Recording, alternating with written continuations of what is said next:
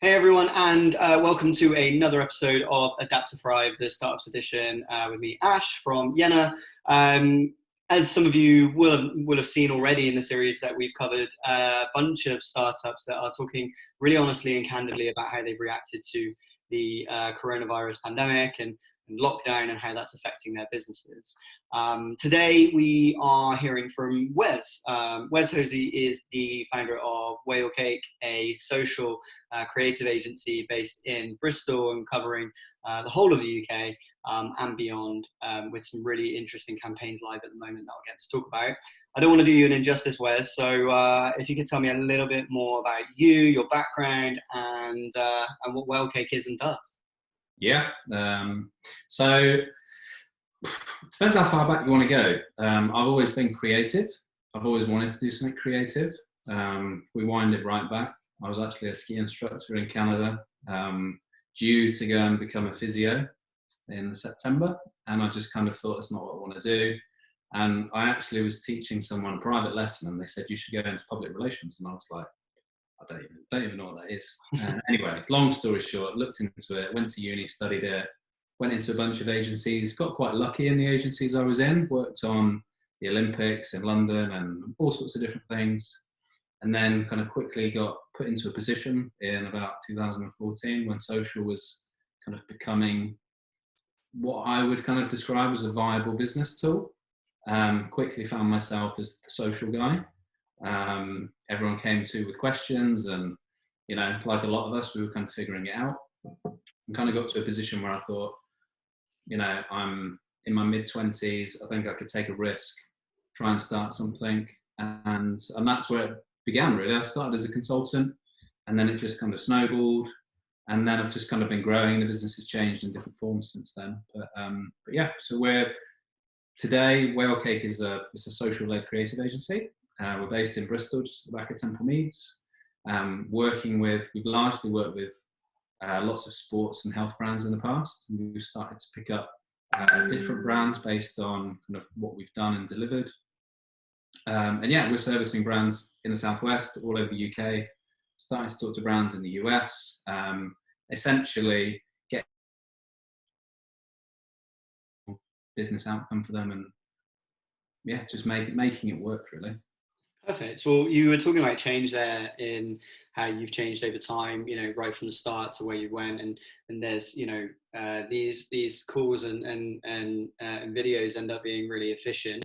YouTube rules, but we want to kind of cover change. I know we could talk about your story all day. There's so much there to get into.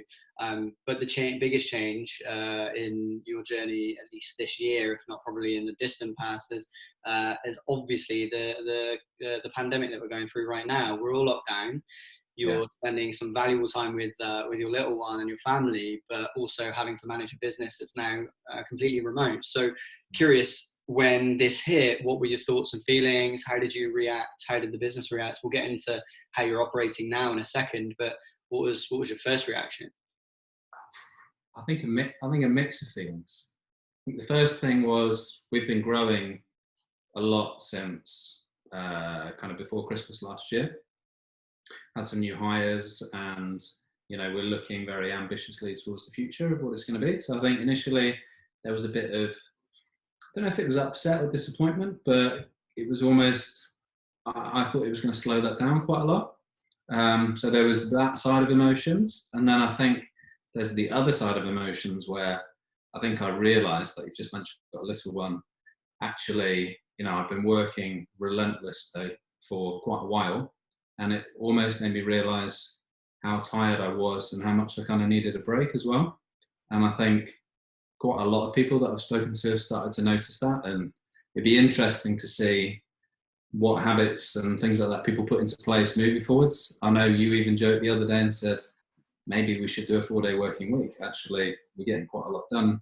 It'd be interesting to see what happens off the back of it. But I think the first part was, is this going to affect the business growth? Partly yes, partly no. We're still very busy.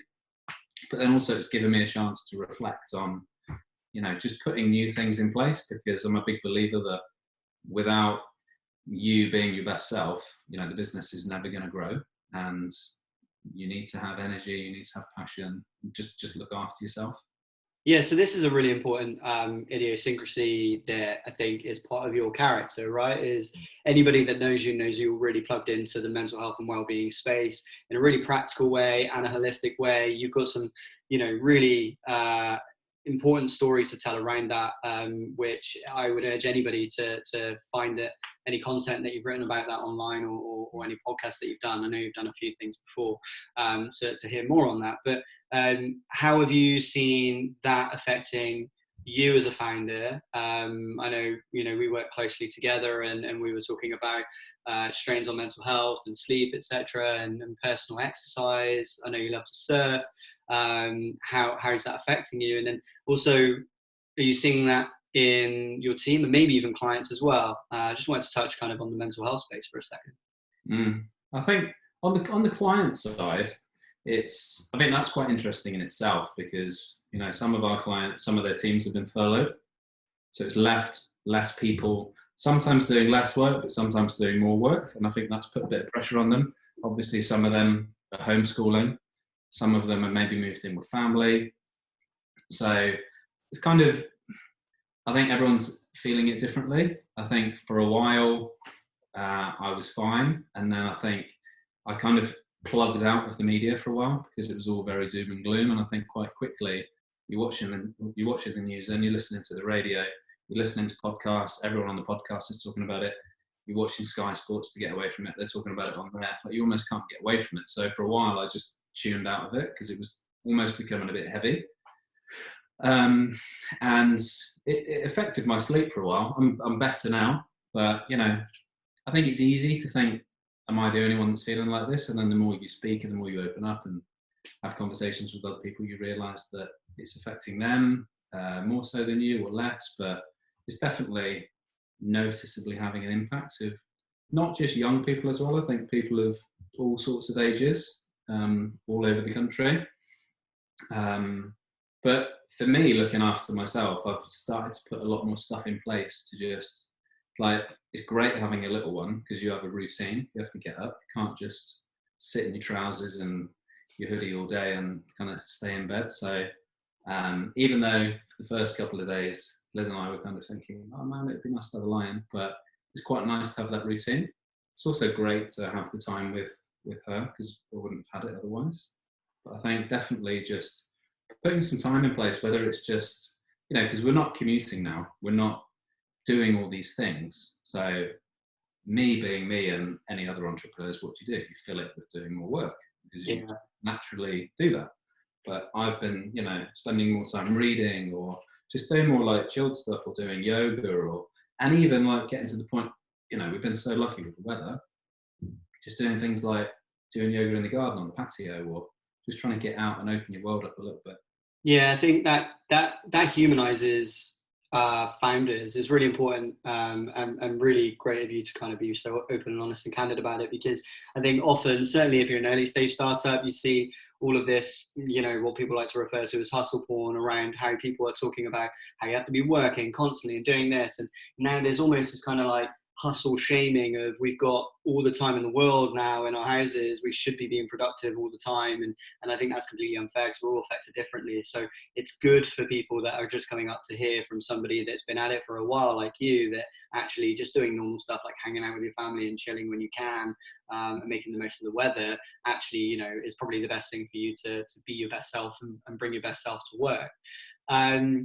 That's also then allowing you to be creative, because I've seen some of the campaigns that you've brought out during this time with some of your clients, and they've been really impressive. I think one of the things that happens, or one of the things that people believe happens in times like these of economic downturn, is that one of the first things to go, the old adage is one of the first things to go is marketing. You guys are running a marketing agency, but it seems like you're doing more work than ever. So I'm curious, how is this affecting you practically right now? And it'd be great to hear about maybe some of the campaigns that you're running and how they came to mind and how other people can learn from those too. Mm-hmm. Well, there's a couple of things that we did very quickly. So our biggest problem is creative production, with social distancing, people not going to work, not being able to leave home. That was the big problem. So quite early, we thought, what do we need to get done and what can we get done? Made sure that got done. And then we've almost revised the schedules for the year for everybody. And then stuff that we were going to do later, that is a lot of kind of what I'd call like planning or thinking. We brought that forwards. Sometimes, well, in some cases on a few clients, we've almost changed the plan for the year based on where we're at. And we're making it more short-term focused on, okay, like let's try and make some kind of educated decisions of what things might happen and what it might look like. And then we maybe change the workflow a bit and try and bring as much forwards as we can so that once, you know, things start to soften and loosen up a bit, we're almost ready, we hit the ground running.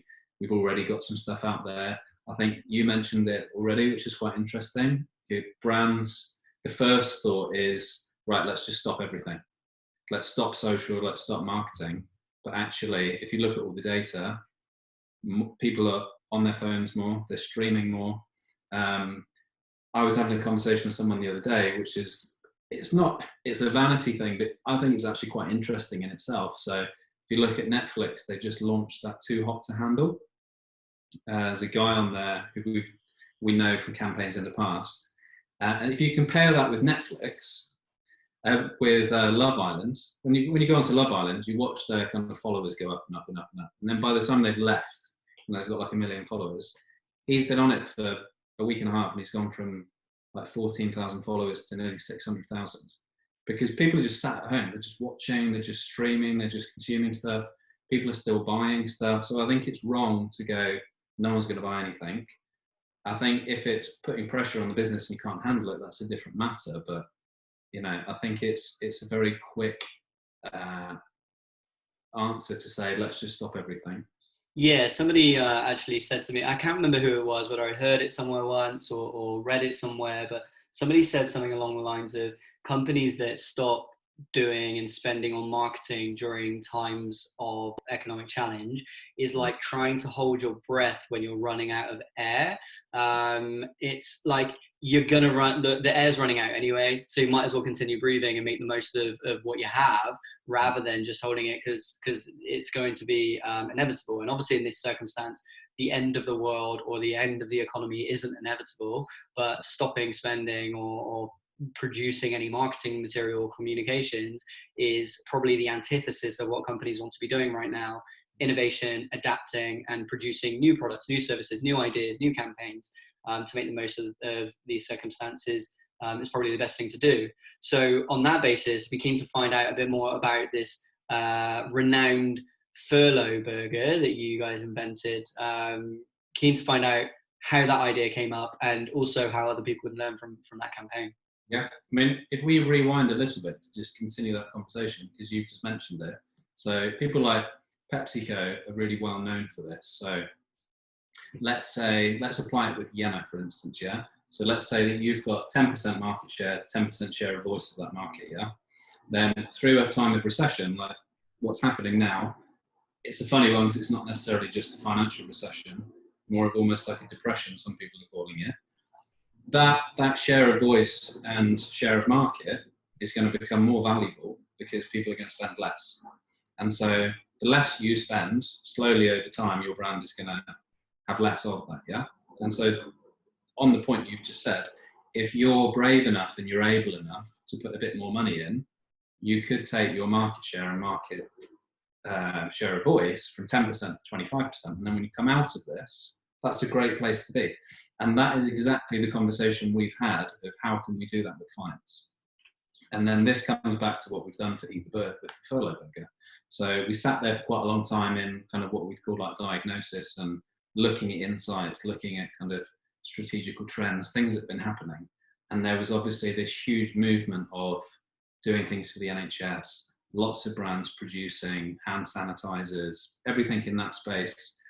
There was that interesting conversation and debate between Brewdog doing it and the kind of Louis Vuitton brands. Louis Vuitton brand just kind of getting out there doing it, and then Brewdog packaging it up, getting it all ready for social before it even left.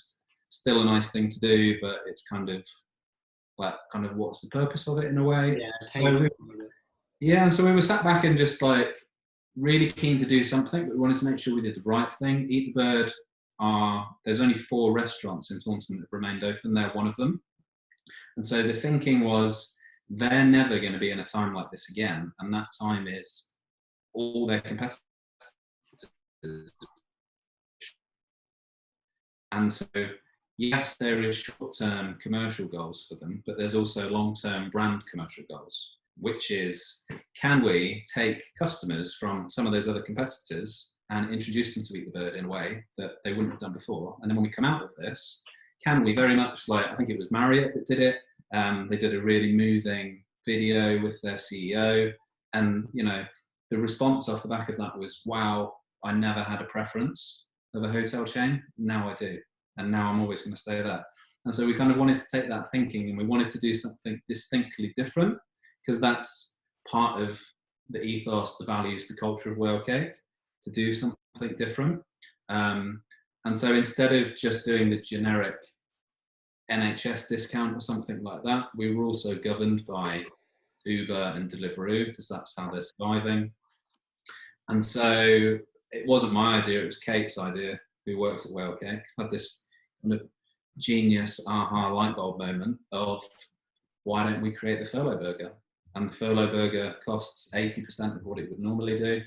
And so it was also an opportunity for the brand to actually offer something useful, instead of just add to the noise of emails of, this is what we're doing and we really care for you, which was important to the guys that run it. They want to do something that actually makes a tangible difference. They have a lot of people that work in the NHS and people that have got relatives that work in it, and also a lot of people have been furloughed, and even those people that haven't, maybe their husband or wife has, or somebody else has, and generally speaking, people want to spend a bit less money now.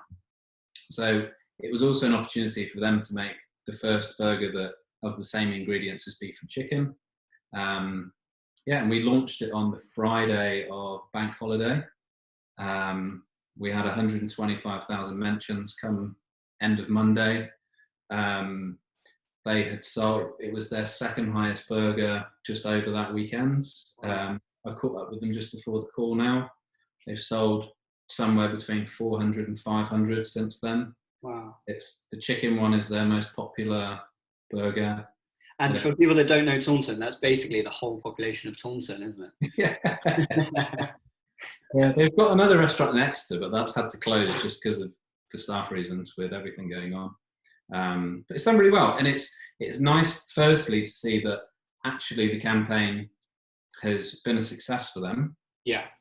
Not only from like social data, but actually commercially, and also it's still having a positive impact. If you go on Uber Eats or Deliveroo, it's got the staff are the popular, the chicken one's the most popular, the burger's the most popular beef burger on their menu. And I think because it's been such a success and everyone's been so happy with the move that they've done with it, they're going to keep it on the menu for the foreseeable future, which is quite nice. It's going to become part of their story. So it's pretty cool. And then I noticed today, actually, I don't know if you've seen, but Camden Brewery, they've just done something kind of similar where they've created the Thank You Lager, which is quite cool. And they're donating some money of that to the NHS as well. So it was when Kate suggested it, we were like, how's no one done this yet? Yeah. And then like fascinating learning for not only the agencies that are trying to help their clients innovate right now. So anyone who runs a creative agency watching this, there's some fantastic ideas to be able to take away. But I think the fundamentals are obviously the fact that you're doing something useful, not only just for PR spin, because everyone can do that, but humans are smart. We can see right through that now. So it has to be useful, has to be genuine, has to be unconditional, I think. And so all of those things are part of that mix that have obviously created a great successful campaign. So yeah, agencies can learn from this for their clients. The businesses themselves can learn from this. I mean, I'm sat there, listening to this and going, what can we do now to do more around that, and how do we make that happen? So lots of learning in a very short space of time, and thank you for sharing that. I'm curious, before we wrap up, if there's anything else that you'd like people to know that you guys are working on, or something that you might have seen in the world that's happening right now. Not really. I mean, we're testing a lot of a lot of things are just dropping. So last, I think it was early this week. I think it was Monday, maybe. I